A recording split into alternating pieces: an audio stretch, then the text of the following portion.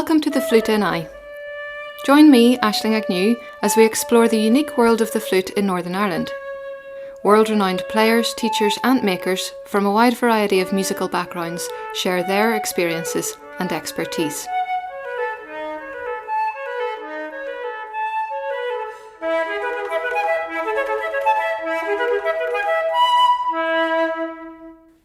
This episode features two talented flute-playing brothers, Ross and Jake Houston.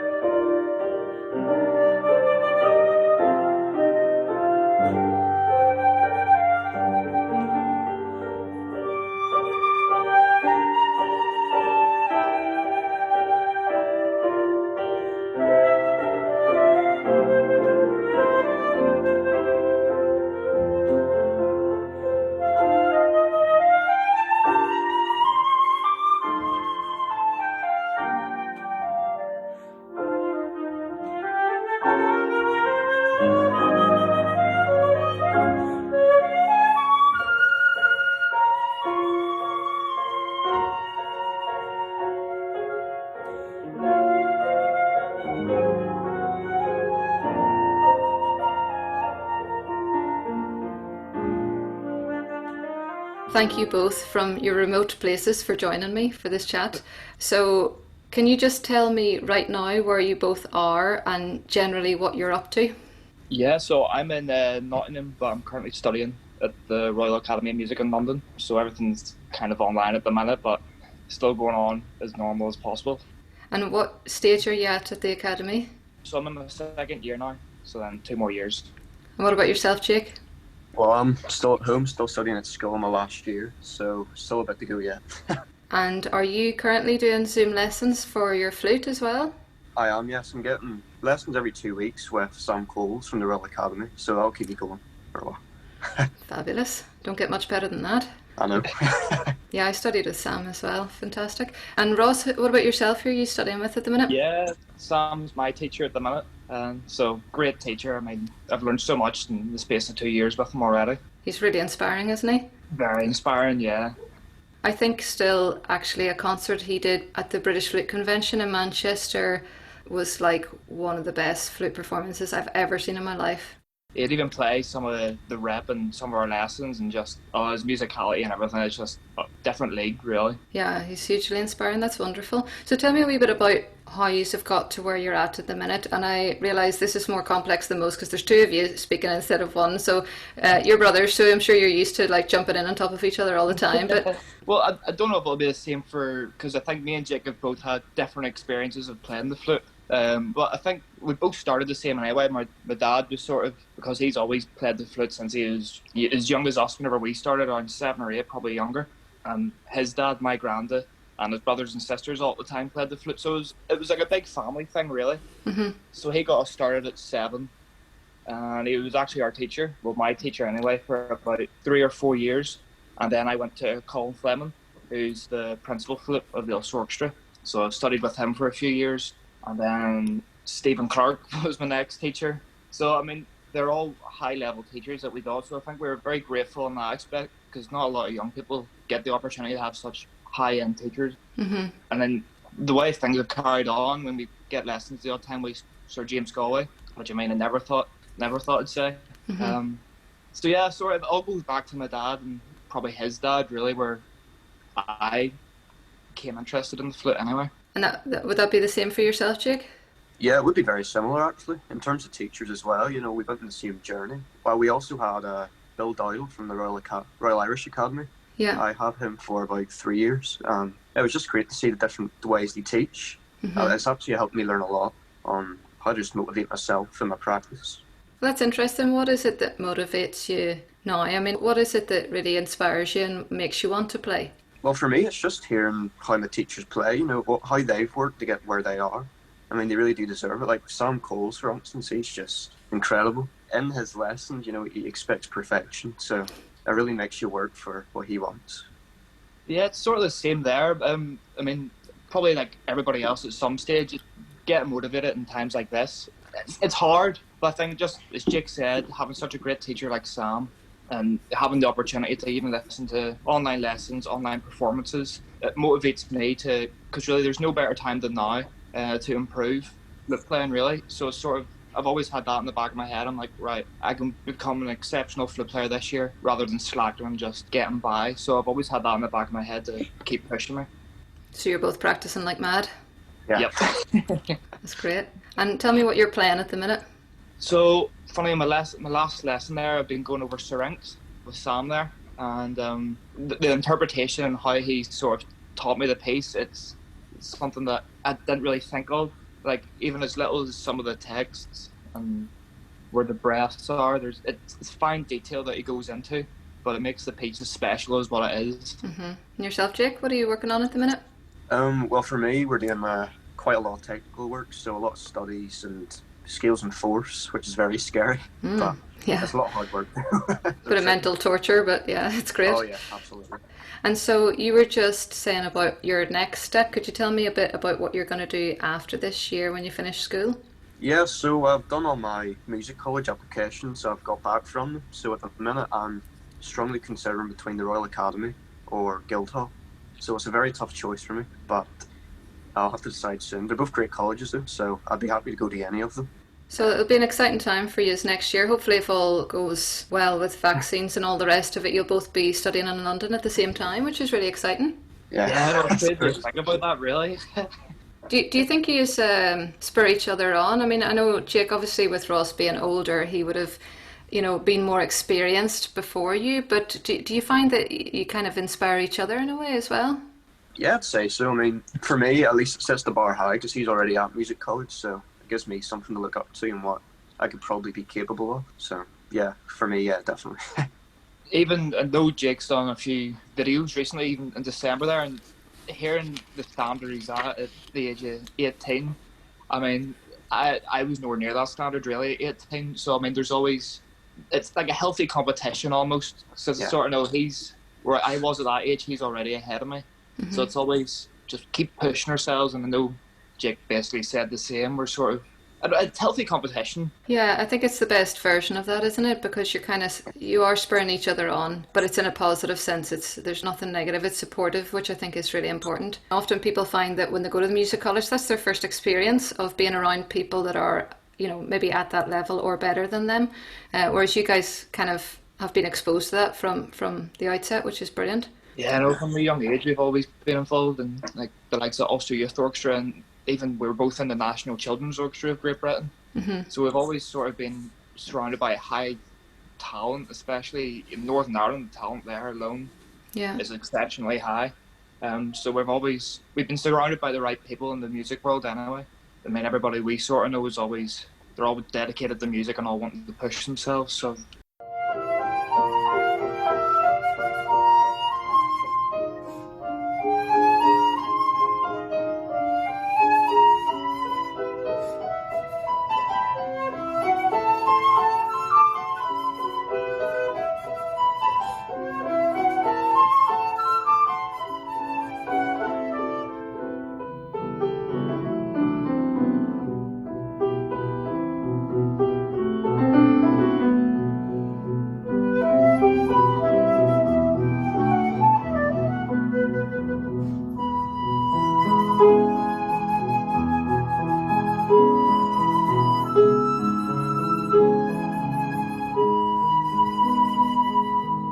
So I think one of the times that I met you both before, I was probably trying to make you jump through some hoops and do extended techniques with Hard Rain Ensemble, but that was through the connection they have with Ulster Youth Orchestra. Tell me a wee bit about your involvement with that, because I'm thinking there's probably been a Houston brother in the Ulster Youth Orchestra for quite a few years now. I think it's been 3 or 4 years the Houston brothers have been in Ulster Youth Orchestra.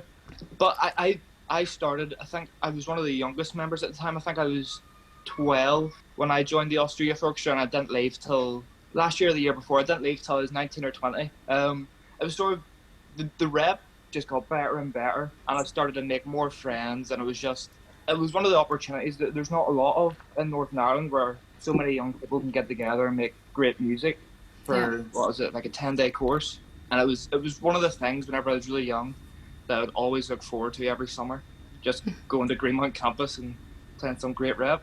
Yeah, and unfortunately, Jake, I know last year you should have been involved and it was all done remotely. I saw the big piece together video, which is like an absolute feat of technological ability, Oh, but it was impressive, yeah, but I'm sure you were sorry to miss out on the actual course as normal. I was, yeah. It's just the repertoire, as Ross said, does get better and better. We went from Kofiev to Chaik 6 and now Sibelius and Korngold, Yeah, Dvorak. It's fantastic, really. It's one yeah. of the best opportunities in classical music in Northern Ireland, if you ask me. So can I ask you a wee bit about somebody you mentioned? So, I mean, I think anybody listening to this is familiar with Sir James Galway, and you guys have been fortunate enough to get the chance to both study with him and perform with him as well. Can you tell me a wee bit about that? Yeah, well, I think the very first time that I met Sir James was whenever he was doing master classes in Queen's University. I think that was that 2009, 2010, around then. So I was in Lady Jeannie's class at the time. But then in 2015, I think it was, our dad organised the big flute festival, and we got Sir James and Lady Jeannie to come and perform and even do a master class at the end. So in the master class, me and Jake played a duet for him. We got talking at the end, and then that's when he suggested we study with Bill Dowdle in the Irish Academy. And he's a visiting professor for the Irish Academy, so he'd come over every couple of months and give lessons. So we became closer and closer in that aspect, with him giving us lessons. And then it must have been 2018. I was lucky enough to be given a spot to play in his masterclass in Vegas at the Galway Flute Festival. So I'm just fortunate to have that. And I know Jake did it the year after.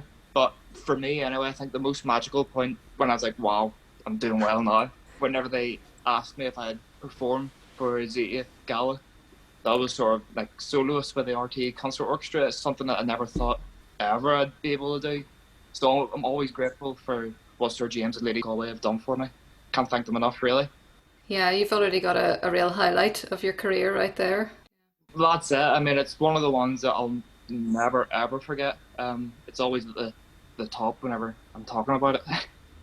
And can you tell me, I mean, like everybody that you guys have mentioned having interactions with, they're all really inspiring and highly experienced teachers. Is there anybody that you maybe haven't studied with that you would like to, or anybody that you listen to that inspires you that you haven't maybe met in person yet, but they're still a part of your influence? Well, that's a good one. I love listening to Behoud. I think in today's age anyway, Behoud's, it goes without saying, Behoud's of this generation anyway, is one of the greatest. I haven't been fortunate enough to have lessons or to hear him live, but I am determined that within the next year or so, if things going well, that I can get a lesson with him. It's just, there's not a lot of players that stand out quite as much as him. It's like Demis Boryakov as well. Two exceptional flute players. But yeah, just hopefully one day I get the chance to meet them in person. Yeah. What about yourself, Jake? I think, yeah, Ross just mentioned there, for me, probably Denis Boryakov. I just, never mind his playing, which is exceptional. It's definitely one of the best in the world, unarguably. But, his musicality, even his arrangements of some pieces, are just fantastic. It's someone I would love to meet. I never have yet, but hopefully one day. And tell me about where you hope to see yourselves in the future. I know that's a really difficult question to answer, and please don't be overly modest. If you basically see yourself as the next Jimmy, go ahead and say it. I'd love to just know what you would like to do in your careers as well as hope to do. Well, I mean, for me, as I'm getting older now and I've been exposed to so many aspects of flute playing. Obviously at the top of the list, orchestral work, I'd love to do it. I mean, it's sort of something I've been doing really ever since I started the flute. So doing that professionally would be getting paid to do something that I love. You can't beat it. But then whenever I had Stephen Clark as a teacher, he told me about the cruise ship work that he did, and how he was touring the world. He's seen like 100 countries by the time he was 26.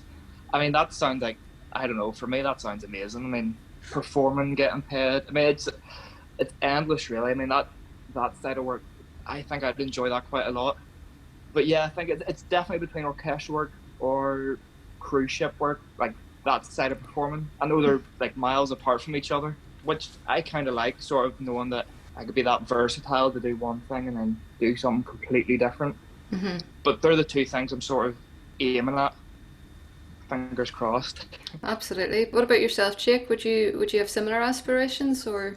Well, at the minute, my vision's quite vague at the minute, but definitely something in music. You know, I've been obviously practicing my flute and stuff, preparing for college. I've been practicing a lot of piano recently as well, trying to get my piano skills up. I've been practicing composing music, arranging music, so anything in music would be great for me.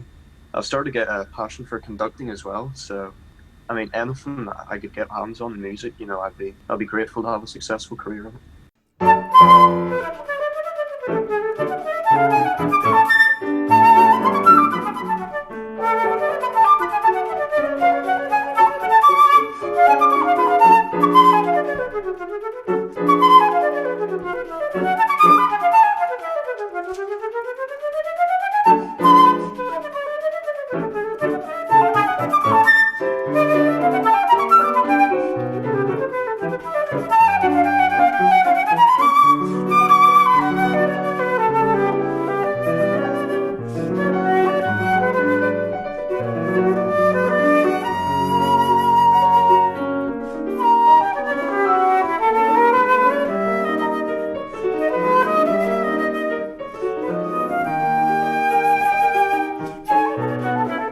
I think you're very wise to keep your options a little bit more on the open-minded side at the stage you're at, because when you go to college and you have all of these different things you can access, you'll find, sometimes unintentionally, the direction that you're maybe headed towards. Do you have a favourite piece at this point? Is there a piece that you love to play on your flute that's just your absolute favourite in a concert?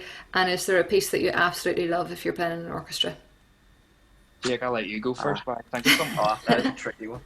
I've only played this piece once, and I'm sure everyone that'll listen to us knows this, but the Bach Minuet and Badinera, I think that's just a fantastic piece to play. It's just so awesome, it really is. And then orchestrally, for me, the best orchestral piece I've ever played is probably Tchaikovsky's Sixth Symphony. It's out of this world, really. And then one I would like to play is one of the Bruckner symphonies. I know it's not great for flute, but I don't know, Bruckner 8 or Bruckner 4, they're pretty cool.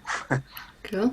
So I think orchestrally anyway, I think Firebird is definitely my favourite orchestral piece, especially the flute part in it it's so fun to play. Mm-hmm. Like I remember when I played it with the National Youth Orchestra of Great Britain, it was just, because the instruments are all doubled up, so you're getting about 20 trombones and 15 tubas or something stupid like that.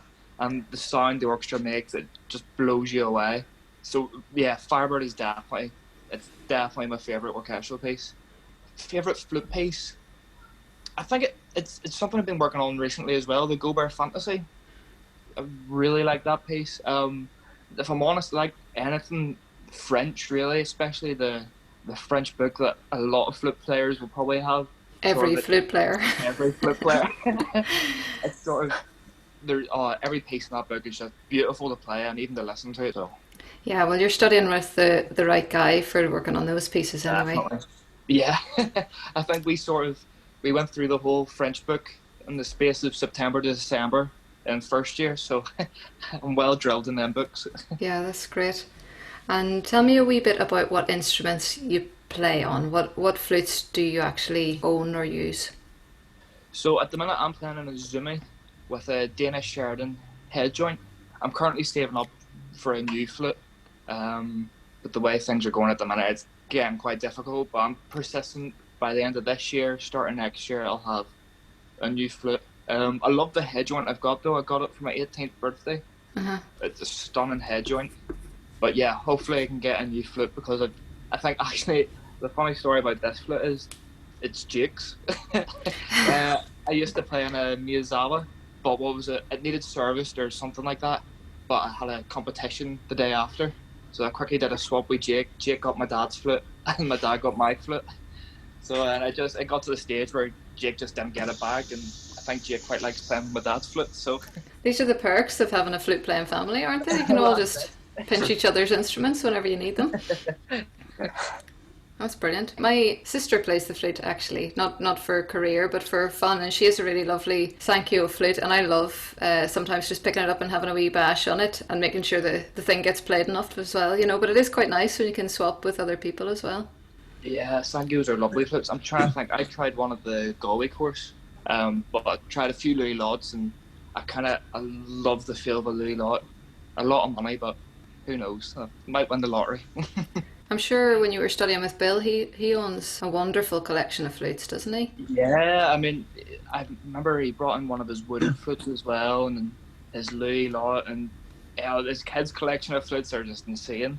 Yeah. So I enjoyed whenever he let me take it home for a week or something and play for a bit. I know it's amazing. Well, good luck whenever you are going to buy one. You can find the right one. So, Jake, you're playing on your dad's flute at the minute. What is it? I am. It's a Miyazawa, but I can't remember what model it is. But it's like a mixed metal, but it's not surviving too well at the minute. You're playing it too much? Oh well, that's the way I like to think of it. But that's just the tuning's not too great on it, but it does a job.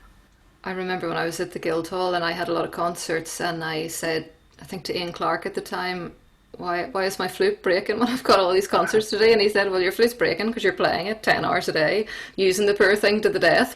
These are the things that happen, but Miyazawa flutes are lovely as well. They are. Yeah. Really nice. I would love you just to tell me about different highlights of things that you've already done, because I think, people in music circles will be aware of how well you have both come on and how many different successes you've had. But just give me a wee update on things that you've done, like different awards or competitions. Well, I think really the biggest thing I've already said really is performing for Sir James's 80th birthday in Dublin. That's definitely the highlight of my career so far. But then I was lucky enough to play for the RAF Central Band's 100th centenary at the Waterfront. Actually, me and Jake both played a duet as soloists. Sold out concert in the Waterfront, so it holds quite a lot of people. So Yeah. nerves were wrecked. So that, again, it's another thing that I never thought in a million years that I'd be doing. Even performing in Waterfront, never thought I'd be doing that. Performing with National Youth Orchestra of Great Britain. I think I've played at the proms twice with them, playing insane rep in both years. National Children's Orchestra of Great Britain. And then even back home, I won Northern Ireland Young Musician 2018. And then off the back of that, me and Jake have both been getting quite a lot of concerts, especially in Coleraine. There's a summer festival that me and Jake have always been asked to do every year, which really we love. The people there are so lovely, and we always get such a great reception every time we go. Yeah, even small wee recitals we would have put on. Remember there was one year where it was me, Jake, and Tom Miles, who plays clarinet, and Jamie Howe, who plays violin. We were raising money for, I think it was Ulster Youth Orchestra at the time, and we put on this joint concert for Ulster Youth Orchestra, and that was pretty fun up in Ballymena direction, so it was good crack. That's great. One other thing I wanted to ask you was about playing duets together. I mean, you mentioned a couple of times that you've done that. I sort of have this vision of the modern day Doppler brothers when I look at you guys and sort of think like you could market that pretty well. But I mean, do you like playing duets together? Is that something you'll do if you're in the house? Oh yeah, 100%. I mean, over when lockdown first came in last year, even my dad as well, all three of us, we played loads of trios, and usually my dad and Ross played duets, and I tried to accompany them on the piano, so we tried everything we could, and it was great. It's fantastic. I love it. It's great. Yeah, it's always good fun, even deciding who's playing what part. You'd think it would be a big argument, but we're both just so laid back. It's sort of like, do you want to play flute one? And we're like, all right. Sort of, Yeah. I should play a bit of music, really.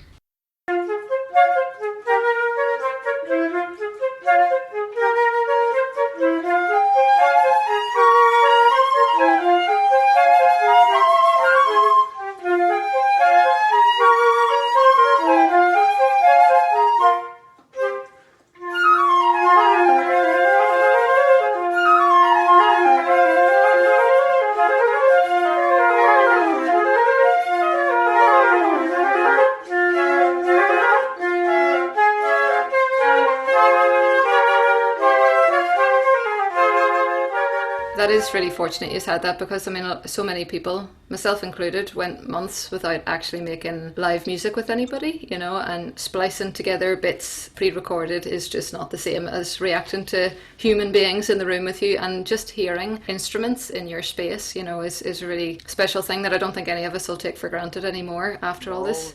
The whole first lockdown, I think it got to the stage where even I was sort of like, wake up. The routine was the same, but it wasn't a great routine to be in. So I got to the stage where I'm like, let's try something different. So I got, because there's a Northern Irish sort of band that I listen to all the time called Two Door Cinema Club. And they've got this piece called What You Know, sort of like a piece you'd hear in the club, really, not on the flute. So I sent Jake a message, and Alexis Sorba, who's a French flute beatboxer, Stephen Clark. I got, the flute players were great that I got on it. There was 4 of us. I got Jake to arrange the part, and we sort of just recorded it with Alexa beatboxing the drum part, had Andrew Douglas using a contrabass. It was good fun, and even looking back, because I put it up on my Instagram, even looking back at it, I'm like, oh, that was good fun. I'd happily do stuff like that all over again. Yeah, you definitely sound like people that have made the most of your lockdown, like in terms of, you know, practicing and doing new creative projects and things, making as much out of it as you could. It's sort of, yeah, there was a stage where you get so bored, you're sort of like, let's just try something we haven't tried before. That's where that idea sort of came from, and after that I've always wanted to try and do more of it. Yes, it's nice to do serious flute music and stuff, but it's sort of, for people that don't really listen to classical music, it's sort of nice to perform something for them that they can listen to, keep them entertained for a few minutes. You said about, obviously your dad played the flute and your granddad played the flute and aunts and all that, you know, the family connections with the flute are so strong there. Was there a band that people were playing in? Like, and did you guys play in a flute band when you were growing up, or an ensemble?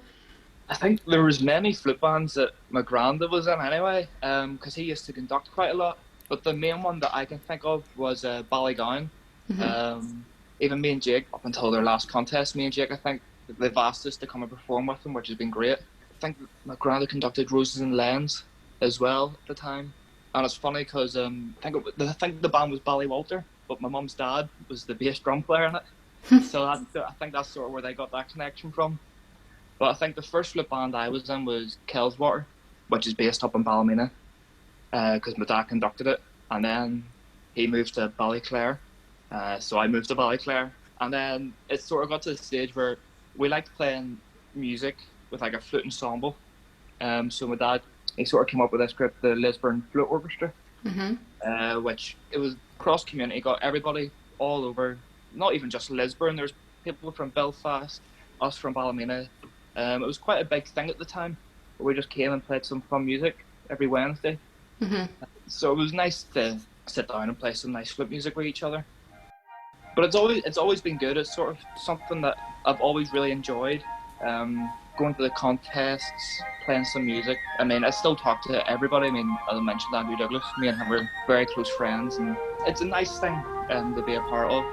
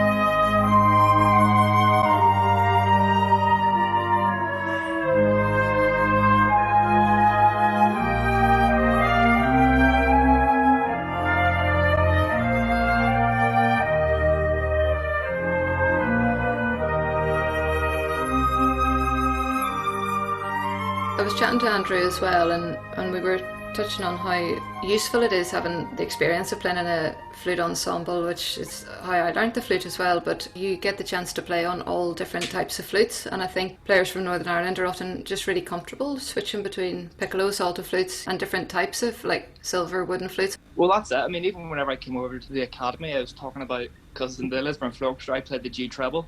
I'd come over trying to explain what the G treble is to the people in London, and they just didn't have a clue what a G treble was. Or you better explain it now, Ross, in case there's somebody listening that doesn't know. It's sort of between a piccolo and a concert flute, is that right? That's right, yeah. Thank goodness. Yeah, and it's a challenging little beast, isn't it? I didn't enjoy playing it. I played this, it was like a wee plastic one, and it looked a bit like a transformer, so it wasn't the proper silver one. but I remember, I don't know if my dad will be happy with me telling this, we were doing some Christmas concerts in Dolby Shopping Centre in Lisburn, and me being me 13-year-old swinging the flute all around me and dropped it. Dropped it on the floor and all the keys moved forward. So that was the end of the G treble. So you're a destroyer of G trebles then? I am. So I think that's why my dad didn't give me another one. Fair enough. Yeah, well, I mean, that's all really interesting. And I think it's funny how, flute choirs are really popular in certain pockets of the world. I have toured a few times in America and you see a lot of them there, and such an incredible standard as well. I am both impressed by the wonderful things that you are both doing, and can't wait to see how you develop over your careers, and as students, and as you grow into great players, as I'm sure you both will be. And I'm so grateful to you both for chatting to me about everything and sharing all that experience, and just, I can't wait to see how things develop for you. No, thank you. Thanks for having us on. Yeah, pleasure.